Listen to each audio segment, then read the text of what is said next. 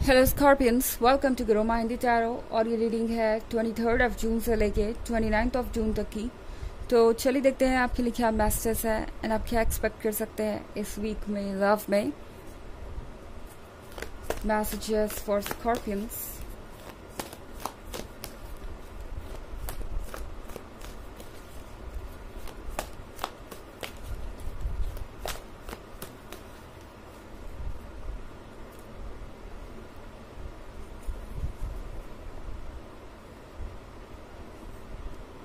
Page of Water, Hanged Man, Queen of Fire, Five of Water, and Eight of Earth. Okay. तो लगता है जैसे कि किसी को अफसोस है कि उन्होंने जो भी किया आपके साथ वो सही नहीं था। फाइव ऑफ वाटर के साथ ऐसा लगता है कि ये पर्सन अपने शब्द वापस लेना चाहता है। वक्त को पीछे मोड़ नहीं सकते, अगर कर सकते तो ये ज़रूर करते। इस वक्त इस पर्सन को बस ये लग रहा है कि आप कैसे भी उन्हें एक मौका दे दें खुद को प्रूव करने का, या ये साबित करने का कि वो आपके लायक हैं एंड आप उन पे भरोसा कर सकते हैं। पेज ऑफ वाटर के साथ मैं यहाँ पे देख रही हूँ एक तूफान, और ये है आपके गुस्से के बारे में, ये है आपके मन के अंदर चल रहे उस तूफान के बारे में जो शांत ही नहीं हो रहा। शायद आप चाहे जितनी भी कोशिश कर रहे हैं, आप शायद ये सोच रहे हैं कि पता नहीं आपने ऐसा कर कैसे दिया, इस पर्सन को आपने कैसे ट्रस्ट कर लिया, या इस पर्सन को आपने अपने लिए चूज कैसे कर लिया। एंड ये पर्सन अच्छी तरीके से जानता है कि इस वक्त आप बहुत अच्छे मूड में नहीं हैं। ओके, अच्छी तरीके से ये जानते हैं कि इन्होंने आपको बहुत ज़्यादा परेशान किया है और आपके इमोशंस से इन्होंने खेला है एंड अब आपके इमोशंस काबू में नहीं है।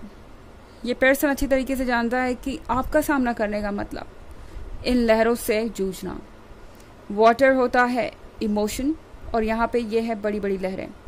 तो यहाँ इमोशनल डिस्टर्बेंस को ये लहरें दर्शा रही हैं, और ये पर्सन ये फील कर रहा है कि वो शायद इस तूफान में टिक नहीं पाएंगे।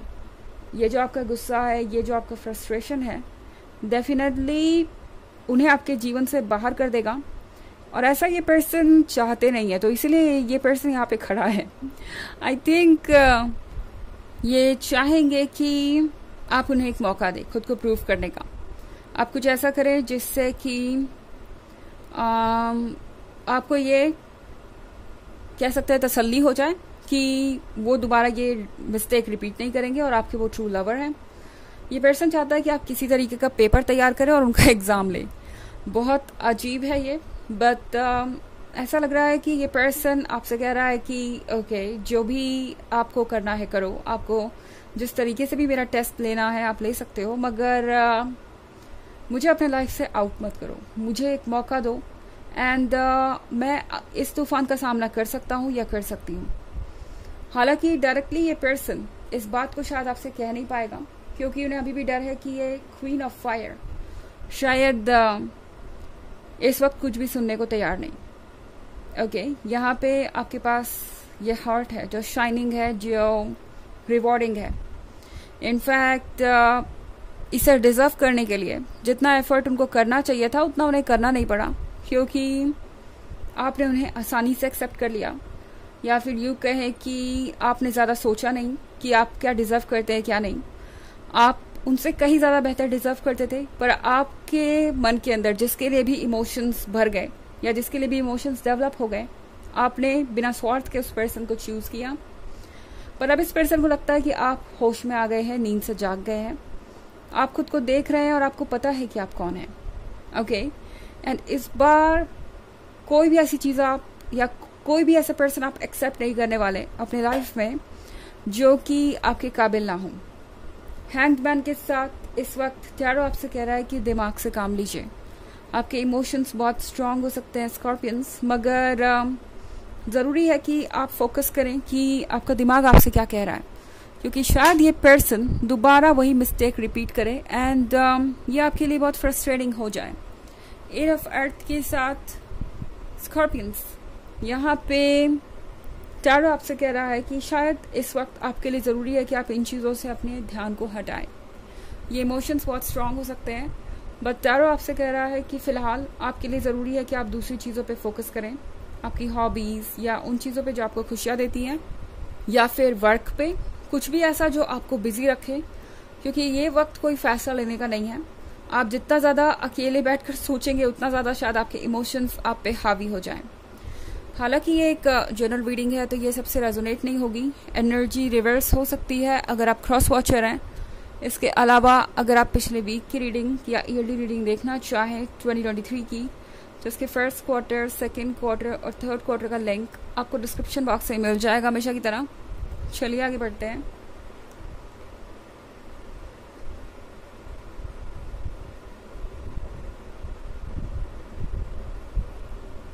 Nine of air, 10 of fire, Ace of water, 4 of water, 2 of air। तो यहाँ पे हमारे पास है 10 of fire। 10 of fire के साथ स्कॉर्पियंस। एक बात आपको समझनी पड़ेगी, आप सब कुछ अकेले नहीं संभाल सकते। शायद आप बहुत कोशिश कर रहे हैं हर चीज़ को अपनी तरफ से हैंडल करने की, और इस रिलेशनशिप में भी मुझे लग रहा है आपने जी तोड़ कोशिश की है कि ये वर्क करे, पर ये पर्सन कभी समझा ही नहीं कि आप कितना स्ट्रगल कर रहे हैं। पर अब जो भी हालात हैं, टैरो आपसे कह रहा है कि अपने बारे में सोचिए। ओके, इस पॉइंट पे ज़रूरी है कि आप ब्रेक लें। शायद आप खुद को बहुत ज़्यादा प्रेशर कर रहे हैं सारी चीज़ों को एक साथ हैंडल करके। 9 ऑफ एयर का भी कार्ड है यहाँ पे, तो शायद आपके लिए उड़ना मुश्किल है, मगर विंग्स तो आपके पास हैं अभी भी। ओके, तो ये मत भूलिए कि आप उड़ सकते हैं। मुश्किल हो सकता है पर नामुमकिन नहीं है। एंड फिलहाल आपको ये छोटी छोटी चीज़ें घेरी हुई है। यहाँ छोटे छोटे बर्ड्स आप देख रहे हैं, तो ये छोटी छोटी प्रॉब्लम्स के बारे में हो सकता है जो आपको घेरे हुए हैं और स्पेस नहीं दे रहे इस नेगेटिविटी से बाहर आने की। मगर अगर आप चाहें तो आप डेफिनेटली ऐसा कर सकते हैं। हालांकि ये कोई ऐसी चीज़ नहीं है जो एक ही दिन में हो जाएगी, कुछ वक्त तो आपको ज़रूर देना पड़ेगा।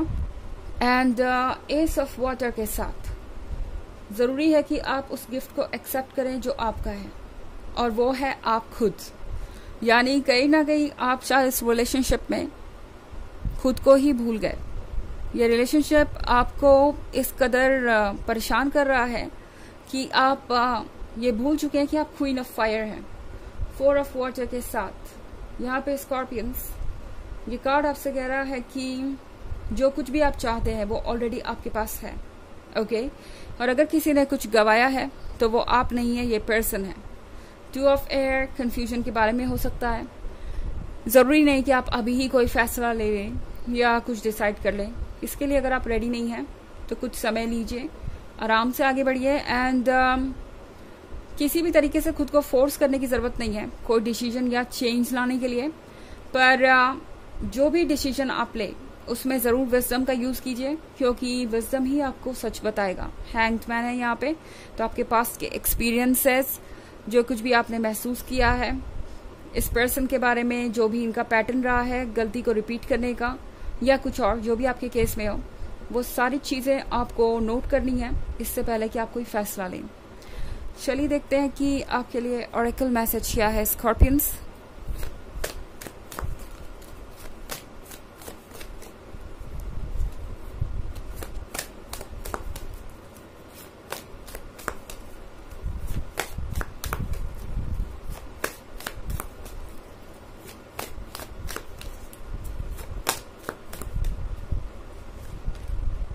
Transform with Raven.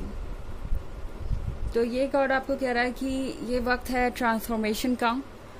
एक्चुअली ये वक्त ट्रांसफॉर्मेशन का नहीं है, दरअसल आप ट्रांसफॉर्म नहीं हो रहे हैं, पर आपको ऐसा लगेगा कि आप ट्रांसफॉर्म हो रहे हैं, क्योंकि शायद आप अपने पिछले वर्जन को भूल गए हैं, आप अपने पास्ट को भूल गए हैं, आप अपने अंदर की उस क्वीन को भूल गए हैं जो हमेशा से वहाँ पे थी एंड हमेशा से काबिल थी अपने लाइफ का कंट्रोल लेने में। बट शायद इस पर्सन से आप इतने जुड़ गए कि आप बदलते गए और अब आपको लग रहा है कि आप ट्रांसफॉर्म हो रहे हैं, जैसे धीरे धीरे आप ये रियलाइज़ कर रहे हैं कि आप स्ट्रांग हैं और आप कितने अमेजिंग पर्सन हैं। बट जो आपको ट्रांसफॉर्मेशन लग रहा है वो एक तरीके से डिस्कवरी है आपके पुराने वर्जन की, या कह सकते हैं आपके उस रूप की जो हमेशा से आपके अंदर कहीं छुपा हुआ था। तो ये है रीडिंग इस वीक की। आई होप आपको अच्छी लगी होगी। Thanks for watching. Till next video, bye.